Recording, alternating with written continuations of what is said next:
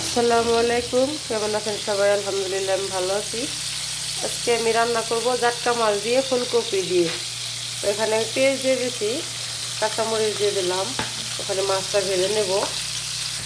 দিয়ে দেব লবণ, হলুদ গুঁড়া, ধনিয়া গুঁড়া।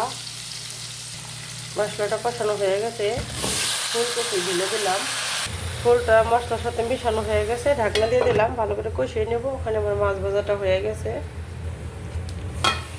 ফুলটা কষানো হয়ে গেছে। এখন আমি পানি দিয়ে দেবো। এখন পানি দিয়ে দেবো পরিমাণ মতো। পানি দেওয়া হয়ে গেছে, এখন আমি মাছটাও দিয়ে দেবো। এখন মাছ দেওয়া হয়ে গেছে, এখন ঢাকনা দিয়ে দিলাম। বলক চলে আসলে গেলা পরে জিরার গুঁড়ো দিয়ে দেবো। ওখানে ভাত বসাইছি, আমার তরকারিটা বলক চলে আসছে। এখন আমি দিয়ে দেবো জিরার গুঁড়া। হয়ে গেছে প্রায়। আর মাছ দিয়েছি আমি কম, 2টা মাছ দিছি, কারণ রোজা রেখে রমজান মাস বেশি খাওয়া যাবো না, এই জন্য। এখানে আমার ভাতটা বলক চলে আসছে, এখন আমার তরকারিটা হয়ে গেছে। মাছ বেশি ভালো লাগে না, এই জন্য 2টাই দিছি।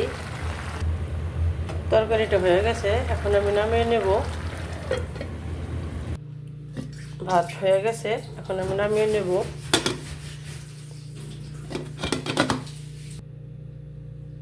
আমার রান্না হয়ে গেছে। এখানে আছে ফুলকপি দিয়ে জাটকা মাছ দিয়ে রান্না করছি। এখানে আছে ভাত। তো আমার রান্নাটা কেমন হলো সম্পূর্ণ ভিডিওটা দেখবেন। ভালো থাকবেন সবাই। সবাইকে বিদায় জানিয়ে আজকের মতো ভিডিও এখানে শেষ করছি। আল্লাহ হাফেজ।